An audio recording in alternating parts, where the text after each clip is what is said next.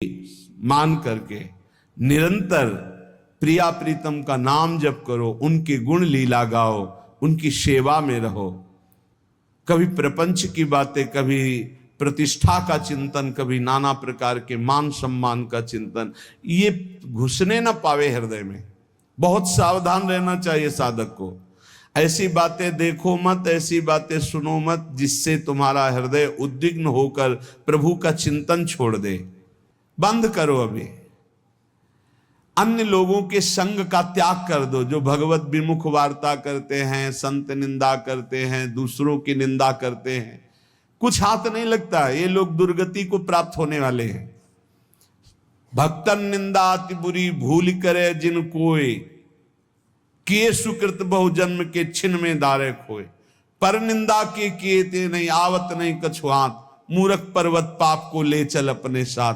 तो अलम कश्यापि संगत्या, ऐसा संग मत करो जिनके पास बैठने से भक्त निंदा, जन निंदा, भगवत निंदा हो। ऐसे से दूर रहो। अलम बंद कर दो ऐसे लोगों का संग। रात दिन हम श्यामा श्याम का नाम जप करेंगे, श्यामा श्याम के लीला गुण गाएंगे, श्यामा श्याम के ही धाम का शोभा का चिंतन करेंगे। जब तुम अपना जीवन श्यामा श्याम के चरणों में न्यौछावर कर दोगे तो पूरा भार श्यामा श्याम ले लेंगे और तुम्हारे हृदय में मस्ती आ जाएगी। जो ऐसा निश्चयी होता है, दृढ़ निश्चयी, उसके अंदर दृढ़ विश्वास, तो उसके हर समय भगवान की स्फूर्ति होती रहती है। भारी प्रतिकूलता में भी भगवान का सानिध्य अनुभव होता है।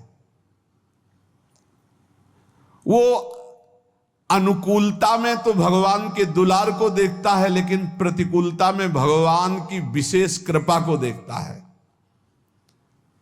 ये संयोग, ये वियोग, संसार की ये द्वंद्वमयी वृत्तियां भक्तों के हृदय में नहीं चुभती। आए की हुज्जत नहीं, गए की तलाश नहीं, क्योंकि नित्य संयोग भगवत स्मृति के प्रभाव से प्रभु का रहता है। शोक, विषाद बहुत ध्यान देने योग्य विषय है।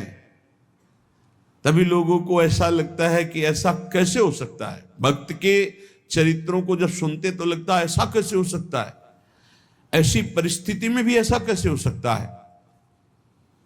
क्योंकि तुम मानसिक बुद्धि से युक्त हो और वो भागवतिक स्थिति से युक्त है, इसलिए तुम उसको पार पा ही नहीं सकते। जब तुम अपना जीवन श्यामा श्याम के चरणों में समर्पित कर देते हो हृदय से, फिर उनकी कृपा से सब विघ्न दूर हो जाते, एक अपार मस्ती रहती है। नहीं तो शोक, विषाद, दुख, क्लेश, कष्ट, संताप, भय, उद्वेग, ये सदैव सताते रहते हैं। इसी से डिप्रेशन होता है। बार बार नकारात्मक चिंतन, शोक, विषाद, दुख, चिंता, क्लेश, संताप, भय, उद्वेग, यही पूरे मानसिक स्तर को नष्ट